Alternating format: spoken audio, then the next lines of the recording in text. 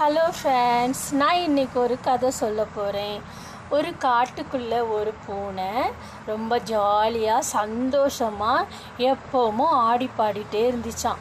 அதுக்கு வேலை செய்கிறதுக்கே பிடிக்கவே பிடிக்காதான். எப்பவும் மொபைல் பார்க்குறது, சாட்டிங் பண்ணுறது, ஃப்ரெண்ட்ஸுங்க கூட அரட்டை அடிச்சிட்டு இருக்கிறது, இதுனா ரொம்ப பிடிக்குமா. மற்ற விலங்குகள்லாம் பார்த்து சொல்லிச்சான், ஏய் பூனை பூனை, நீ போய் உன் பொழப்ப பாரு, ஏதாவது வேலை செய், சம்பாதி. ஏன் எப்போ பார்த்தாலும் நீ இந்த மொபைல்லையே உட்கார்ந்துட்டுருக்கிற பாரு, ஏதாவது ஒரு கஷ்டம் வந்துச்சுன்னா நீ என்ன பண்ணுவ அப்படின்னு சொல்லிச்சான். அதுக்கு அந்த பூனை சொல்லிச்சான், போங்கப்பா, உங்களுக்கு தான் கஷ்டம் வரும், எனக்கெல்லாம் கஷ்டமே வராது. எனக்கு எவ்வளோ ஃப்ரெண்ட்ஸுங்க இருக்காங்க தெரியுமா. எனக்கு ஒரு கஷ்டம்னா இப்படி சொடக்கு போட்டால் எல்லாருமே வந்து எனக்கு ஹெல்ப் பண்ணிவிடுவாங்க அப்படின்னு சொல்லி ரொம்ப பெருமையாக பேசிச்சான். எல்லா மற்ற விலங்குகள்லாம், போ, உன் பெருமையை நாங்கள் எங்கே கேட்குறது, எங்களுக்கு வேலை இருக்குது அப்படின்னு சொல்லி எல்லாருமே வேலை செய்ய ஆரம்பிச்சிட்டாங்களாம். எல்லா விலங்குகளும் வேலை செஞ்சு தங்களுக்குன்னு வீடுகளை கட்டிக்கிட்டாங்களாம், பிள்ளைகளை பெற்றுக்கொண்டாங்களாம். அதுக்கப்புறம் தங்களுக்கு ஃப்யூச்சருக்கு எவ்வளவு தேவையோ அதெல்லாம் சேர்த்து வைக்க ஆரம்பித்தாங்களாம். ஒரு நாள் அந்த காட்டுக்குள்ளே பயங்கரமான மழை வந்துருச்சான்.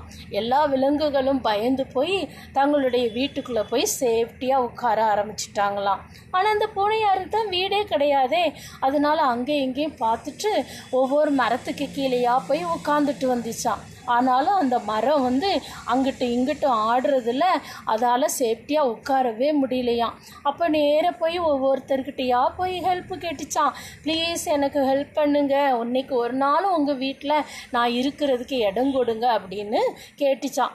உடனே ஒவ்வொன்றும் சொல்லிச்சான், நோ நோ நோ நோ, இங்கே என்னுடைய மனைவி, என்னுடைய பிள்ளைகள் மற்றும் எங்களுடைய பொருட்கள் மட்டும்தான் இருக்கிறதுக்கான வசதி உண்டு, ஒன்றெல்லாம் தங்குறதுக்கெல்லாம் வைக்க முடியாது அப்படின்னு சொல்லி எல்லாருமே அனுப்பி விட்டுட்டாங்களாம்.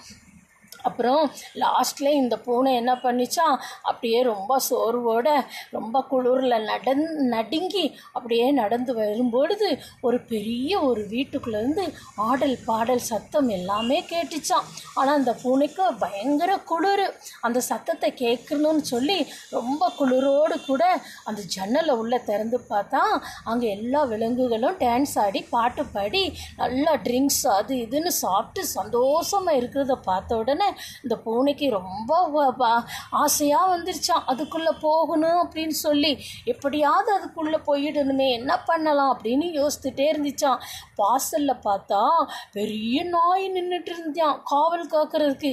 இதை தாண்டி உள்ளே போகவே முடியாது அப்படின்னு சொல்லி பயந்து போய் அந்த வாசலில் வந்து நிற்கும்போது அதுக்குள்ளேருந்து சிங்கம் வெளியே வந்துச்சான்.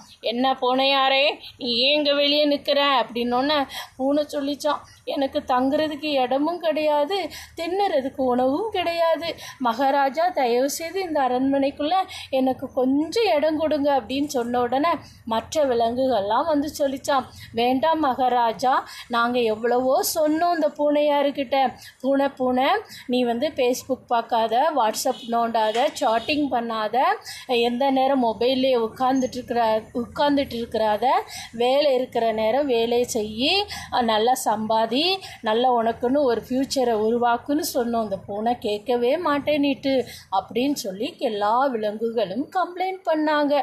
பாவம் இந்த மகாராஜா பூனை அப்படியே ஒன்றுமே தெரியாமல் உட்காந்துட்டு இருந்துச்சான். இந்த மகாராஜாவுக்கு ரொம்ப கோபம் வந்துருச்சு.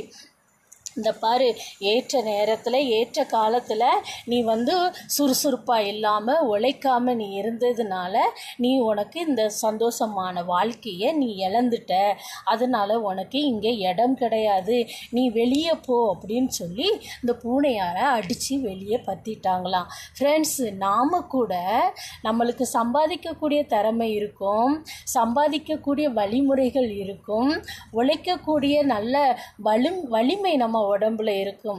ஆனால் அதெல்லாம் விட்டுட்டு எந்த நேரம் மொபைலில் நம்ம உட்காந்துடுறோம். அப்புறம் செய்ய வேண்டிய வேலையை கரெக்டான அந்த டைமில் நம்ம செஞ்சு முடிக்காமல் சோம்பேறித்தனம் காட்டுறோம். அதனால் இழக்க வேண்டியது நம்மளுடைய ஃப்யூச்சரில் நாம் அனுபவிக்கக்கூடிய சுகங்களை தான் நாம் வந்து இழந்து போயிடுவோம். இந்த முட்டாள் பூனை மாதிரி நாமளும் இருக்கக்கூடாது. செய்ய வேண்டிய நேரத்தில் செய்ய வேண்டிய வேலையை நம்ம செஞ்சு முடிச்சிட்டோன்னா நம்மளுடைய ஃப்யூச்சரை பற்றி நாம் பயப்படணும்னு அவசியமும் கிடைக்காது. சின்ன பிள்ளைங்களும் அப்படி தான், மொபைலில் பார்க்கணும் சொல்லிட்டு நம்மளை படிப்பெல்லாம் விட்டுறாங்க. அப்படி இல்லாமல் நம்ம நல்லபடியாக படித்து பெரிய ஆள் ஆகணும். சரியா ஃப்ரெண்ட்ஸ்?